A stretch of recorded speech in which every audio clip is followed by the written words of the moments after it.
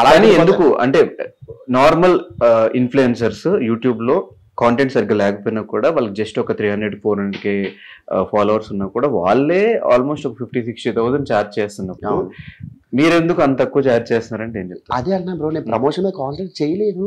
Okay, మీరు అన్నట్టు నిజంగా ఒక బ్రాండ్కి 80,000 వచ్చింది అనుకోండి, 2 months హ్యాపీగా నేను బతికేస్తాను కదా. 1 month 2 months వరకు వెళ్ళిపోతాను. 40,000 40,000 చేయవసరం లేదు.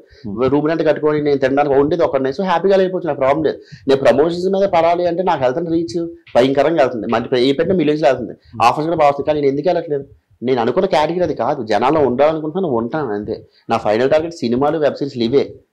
సో ఈ మధ్యకాలం మనం డైవర్ట్ అవ్వకూడదు కనుక నేను ఇంకా ఇన్స్టాగ్రామ్ పట్టుకున్నాను. మరి ఎందుకు ఈ 4-5 months నుంచి ఏం చేయకుండా అటు వెబ్ సిరీస్ స్టోరీస్ వినట్లేదు, ఏదైనా ఓన్లీ కాంటెంట్ ఇన్స్టాగ్రామ్ మీదే ఉంటున్నారు? దేనికి రీజన్ ఏంటి? సినిమాలు ఒకటి లేవు, ఇటు పక్క వెబ్ సిరీస్ చేయట్లేదు, రీజన్ లేదు. సినిమాలో వెబ్ సిరీస్ చేస్తున్నాను నేను ఆల్రెడీ. సినిమాలు నేను ఇప్పుడు పైప్ లైన్ లోనే ఆల్రెడీ చేసిన ఒక 3-4 ఉన్నాయి నాకు.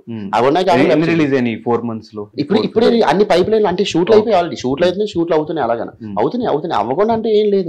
నేను అదే చెప్తున్నా, దాని నుంచి వచ్చే ఇన్కమ్ వల్ల ఇంకా మంచిగా సర్వే అవుతున్నా అంటున్నా, అట్లీస్ట్ నీట్గా వెళ్తున్నాను. లేదంటే అప్పుడు నువ్వు అనేది నేను కూడా కమర్షియల్ అయిపోయి ఇంకెవరి మంత్ 3 బ్రాండ్లు 4 బ్రాండ్లు రానా ఎంత ఇస్తావు, 20,000 దాకా వచ్చేసి చేసాను, దానికే ఉంది, ఇంకెళ్ళిపోతాను. సో చెప్తాను కదా, నేను పెట్టుకున్న దాంట్లో బెట్టింగ్ యాప్స్ ఇవన్నీ కూడా నాకు చాలా వచ్చేవి. కానీ నాకు భయం చేయాలంటే, ఎందుకురా బాబు అంత అవసరమే ఉంది. సో అది చెప్పి అందుకే నేను రీసెంట్గా ల్యాప్టాప్ ఒకటి వచ్చి అన్నీ నాకు ల్యాప్టాప్ నచ్చింది. అలాగే కింద ఉన్న వాళ్ళకి కూడా ల్యాప్టాప్ కావాలి అన్నారు. సరే అని చెప్పి వీళ్ళకి అనుకుంటూనే ఇది చేశాను. అందువల్ల జనాలు అందరూ కూడా 7 million వెళ్ళింది. అది కమర్షియల్గా వెళ్ళలేదు. నేను ఒక పక్క హెల్ప్ చేశాను, ఒక పక్క ఆ బ్రాండ్ కూడా అయ్యింది.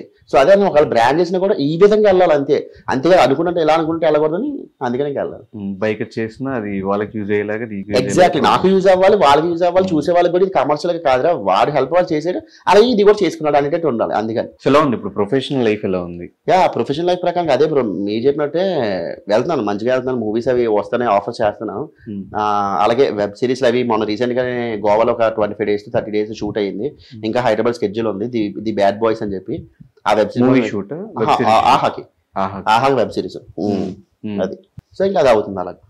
సో ప్రొఫెషనల్ లైఫ్ అయితే హ్యాపీగానే ఉంది. హ్యాపీ అని చెప్పను, అలాగే బాధ అని చెప్పను, గోయింగ్ గుడ్, నీట్ గా అలా వెళ్ళిపోతూ ఉంది మంచిగా.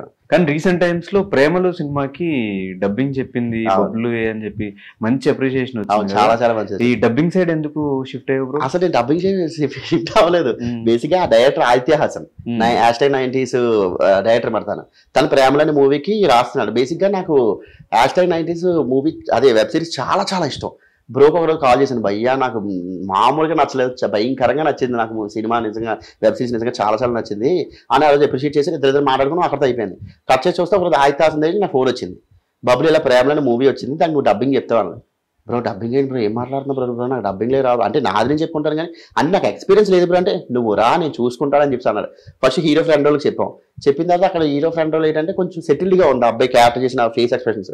తర్వాత ఈ అబ్బాయి ఇంకోటి బాగుంది, కరెక్ట్గా సెట్ అయింది, ఇంకా వెంటనే టక్కటగా చెప్పుకుని వెళ్ళారు. అండ్ మరొకటి ఆ సినిమా అంత హిట్ అవుతుందని కూడా నాకు తెలియదు.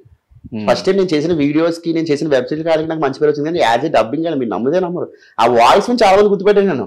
బంచిక్ బబ్లు రా, బబ్లు మాయరా అని చెప్పి తర్వాత కింద కామెంట్లు పెట్టారన్నమాట. భయ్యా నేను అక్కడ చూస్తున్నాను సేపు ఆ క్యారెక్టర్ చూస్తున్నాను, నిన్నే ఊహించుకున్నాను, ఆ క్యారెక్టర్ నువ్వు ఉండుంటే ఇంకా బాగున్నాను, ఇంకా ఉండుంటే బాగున్నాను అందరూ అనేవారు. ఒరే నేను ఉండడం కాదు అంటే, నువ్వేంది చేయలేదు ఆ క్యారెక్టర్, నువ్వేం చేయలేదు ఆ క్యారెక్టర్ అంటారు ప్రతి ఒక్కరు. సో వాళ్ళకి తెలియదు ఏంటంటే బేసిక్ గానే అది డబ్బింగ్ ఇది అయ్యింది కదా. సో దానివల్ల ఇంకా అలా బట్ చాలా చాలా మంచి పేరు వచ్చింది ప్రేమల వల్ల. కానీ ఇప్పుడు నువ్వు యూట్యూబరా, ఇన్ఫ్లుయెన్సరా, ఆర్టిస్టా? I'm artist. ఎప్పటికైనా సరే ఒక మంచి ఆర్టిస్ట్ అవ్వాలి, అదే నాకు. కానీ వన్స్ ఇన్ఫ్లుయెన్సర్ గా మనం కంటిన్యూ అయినా కూడా, ఆర్ఎల్స్ యూట్యూబర్ గా ఉన్నా కూడా, మీరు ప్రీవియస్ గా కొన్ని సంవత్సరాలు తమిళలో కానీ ఇంటర్నెట్లో కానీ వెబ్ సిరీస్లు చేసినప్పుడు కూడా పెద్ద ఎక్కువ సినిమా ఆపర్చునిటీస్ రాలేదు. మిగతా వాళ్ళు ఎవరైనా వేరే కమెడియన్స్ చూసుకుంటే వాళ్ళు ఏం చేయకపోయినా కూడా వాళ్ళకి మంచి ఆపర్చునిటీస్ సినిమాల్లో దొరికినాయి.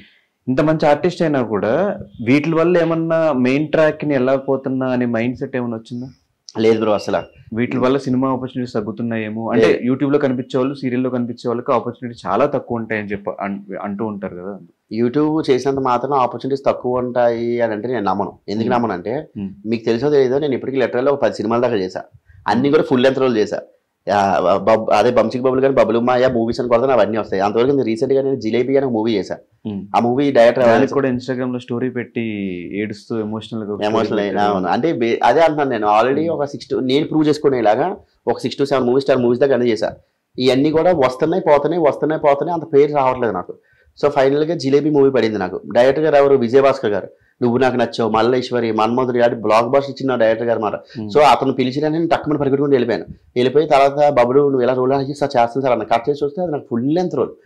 ఒక విధంగా నువ్వు జిలేబీ మూవీ చూస్తే సినిమా మొత్తంలో హీరో కింద ఒక విధంగా నేనే ఉంటాను, అంటే యాజ్ ఎ కామెడీగా మొత్తం అంతా ఫస్ట్ నుంచి లాస్ట్ వరకు ఒక ఆట ఆడించేస్తాను. సో ఇంకా సినిమా వస్తుంది ఇంకా అంటే ఇప్పటి వరకు నేను ఎప్పుడు పెట్టుకోలేని హోప్స్ అన్ని కూడా అందులో పెట్టుకున్నాను. సినిమా వచ్చేస్తుంది కానీ కట్ చేసి వస్తే మైనస్ ఏమైందంటే ప్రమోషన్స్ చేయలేదు. అసలు జిలేబీ సినిమా వస్తుంది ప్రమోషన్స్ చేయలేదు, జనాలకు తెలియలేదు.